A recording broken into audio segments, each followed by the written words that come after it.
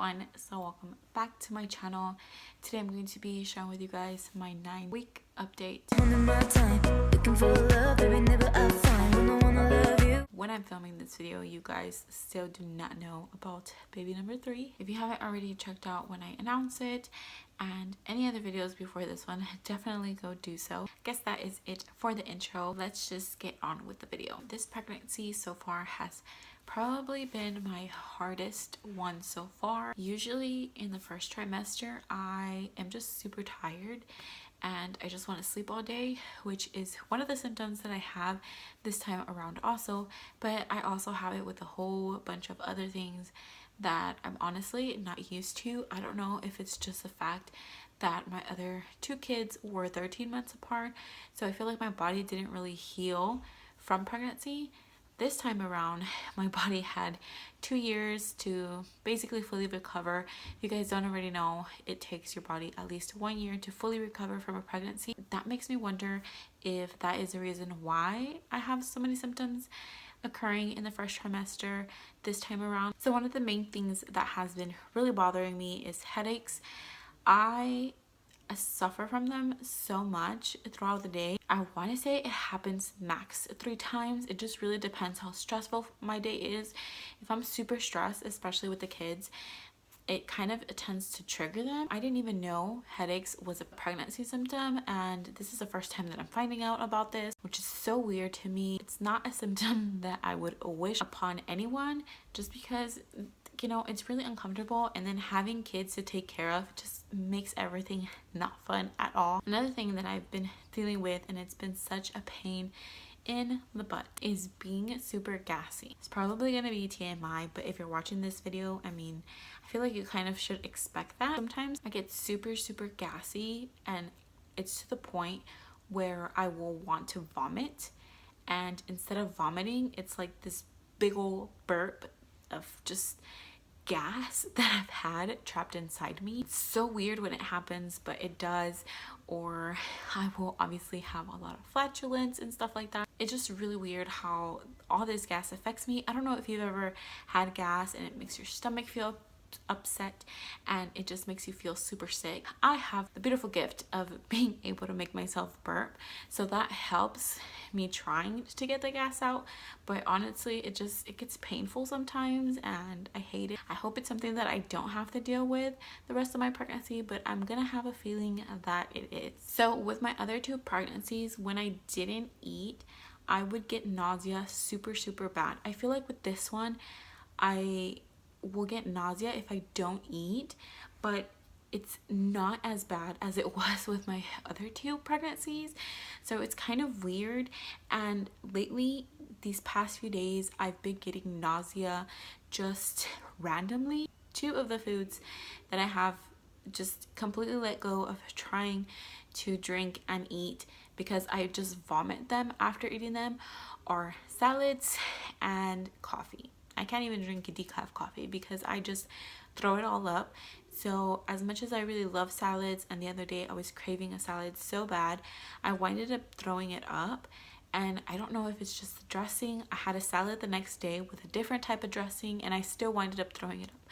So I have no idea what it is. It just makes me kind of sad because I've been kind of craving them, and now it's to the point where I'm not gonna eat them. So I wouldn't say like it happens all the time that I get nausea or I want to vomit. It just happens at weird times. I don't know, it's just super weird. Another thing that I've also noticed is that I sometimes have a lack of appetite, and this especially happens in the morning, and then it causes me to feel sick, and then it causes me to want to throw up, and I hate it. So I did mention that I'm tired all the time and I honestly want to sleep all the time. Mornings are especially hard for me.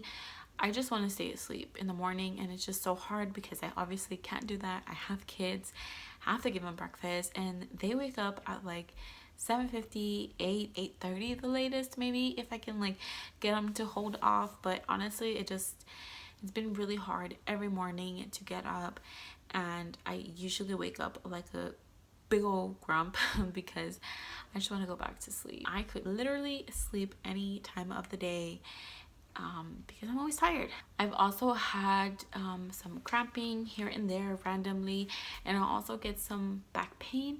It's not the greatest, it's not super fun, but it's really not too severe to the point where like I'm concerned about it or anything.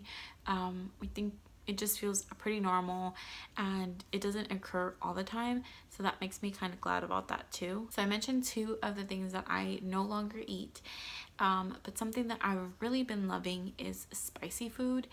And if anybody knows me in real life knows that with my second pregnancy I hated spicy foods, and after I had Benaya I just completely stopped really eating spicy foods. Even like hot Cheetos were too spicy for me, or hot puffs, or even salsa that was mild, I could still feel like it was spicy. And with this pregnancy it's like, give me all the spicy food. I know it contributes to being gassy, but honestly I'm enjoying the fact that I like spicy food again and I can eat hot Cheetos again. Not that I eat them all the time, but I'm just enjoying the fact that I can eat spicy foods like I did with my first pregnancy, and I feel like I love them even more now. I did have my first pregnancy appointment last week when I turned 8 weeks, and that one went pretty well. Did have to get pap smear, and they also did a vaginal ultrasound since I was still super early. I had never had one of those done before, and it honestly wasn't all that bad. I'll insert a picture of my little dino right here. I've been calling him or her a dino because it just looks like a little dinosaur. My due date is April the 24th. I also did get blood taken outside. Little story here. So it's always really hard for them to see my veins. This last time was beyond scary. I don't really like needles. I'm okay with shots. I can watch them take out the blood. It's the whole poking pain part. So the girl gets everything ready, and I had already told her that they had a hard time finding my veins and that it's easier just to do it on my hand because that's where they had been getting it the last time that I was pregnant. Cleans me up, and all of a sudden I see this big old needle, and it's the thick needle that they used on my husband, I want to say probably a few months back, and they left him a huge bruise with it. And he said that he felt the needle go in. I saw that thing. No, I told her. I was like, I'm sorry, can you change that needle? They never used that needle on me. I just had to tell her I was not gonna let her poke at me with that huge thing, and it just made me super nervous. It made me more nervous than I really needed to be. After that, she pulls out the same type of needle because apparently they have different types of needles. And then she proceeds to kind of ignore the fact that I told her that they do it on my hand, and she said that that would be a last resort. Spoiler alert, she winded up taking blood from my hand. She basically pokes me right here and nothing comes out. I got poked for nothing. I'm looking to the side because if I look to the side, I feel like it doesn't hurt as much as if I'm looking straight at it, you know what I mean? So I'm looking off to the side, and I realize that I feel like she's moving the needle inside my arm, and I'm like, should I look? Should I not look? So I look, and I'm like, what in the world? Is there no blood coming out?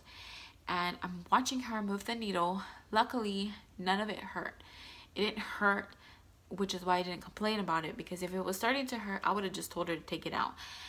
You know, you gotta tell them when things hurt, because I don't think it's right for you to just keep your mouth shut. She just takes it out, and she's feeling for the vein again, and she basically said that it went hiding. Supposedly they say that if you get nervous, your veins hide. I don't know how accurate that is, but I was definitely very nervous. She didn't pull out the butterfly needle like I had told her to, and the girl that was there, she was typing the computer, and she told her, and she was like, oh well, I don't really like using those. Okay lady, I know you don't like using them, but hello, I'm telling you, you're gonna have trouble, and you're still over there wanting to do whatever you want to do. So then she finally takes out the butterfly needle, which, I mean, she already wasted like, what, 10 minutes? Finally finds a vein on my hand, and she pokes me. And I actually have a little scar right here. I don't know if you can see that. Blood was flowing, and it was fine. Like, it wasn't even that bad. She asked me if I had breakfast. Like, she was acting so normal after she was getting the blood out. I was just like, seriously? I know sometimes they have to concentrate, but the people that I've had take out my blood before, they've never been like that focused into it. And I know everybody's different. It's just weird that she just didn't listen to anything that I said. I was saying it for a reason. I know sometimes they know what they're doing, but I don't know. I don't know if she was new. I don't know the whole thing, but that's my whole little backstory with my whole taking my blood out. And I'm just, hopefully I just don't get her again. So probably the last thing that I'm going to mention is what we talked about with my doctor. Basically in a month I'm going to get that blood test that checks for Down syndrome and all those other things. You do get to do an optional like gender blood test on it, and I'm opting to do that. I'm planning to do a gender reveal, so even though we will get the results early, I will not know what they are, obviously, because it's gonna be a surprise. I also opted to do this because I didn't want to wait till I was like 5 months pregnant, so I'm a little impatient about it. But that's one of the things we talked about. And then the last thing that we talked about was the fact that I am currently way more weight than I was when I first got pregnant with my other 2 pregnancies. I didn't lose 13 pounds. Just kind of told her my concerns about that, and just the fact that I basically don't want it to become this obsessive thing where I don't want to gain weight.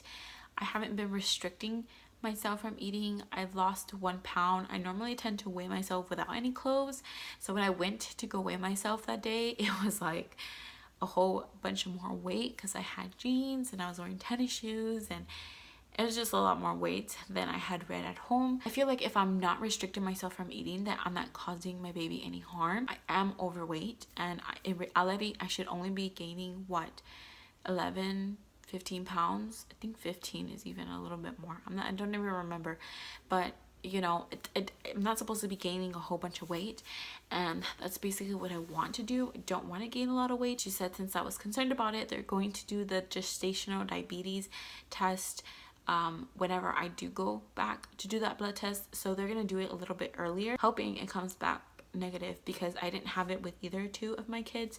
But like I said, since I am a little bit more overweight this time around, I'm just really concerned about that. This is literally the first video that I filmed since I found out I was pregnant, and this is probably going to be like one of the second or third videos that you see. I think I'm posting 2 other videos before this one. Regardless, I've just been super tired, and I'll explain more in an update. I don't want to make this video too long. I hope you guys enjoyed this video, and I really just want to make these for myself so I can have some memory to look back on, just like I did with my second pregnancy. And if you're pregnant, let me know down in the comments, and let me know how far along you are. I always get excited when I find out that other moms are kind of expecting around the same time I am. Thank you guys so much for watching, and I'll see you for my next video. Bye guys.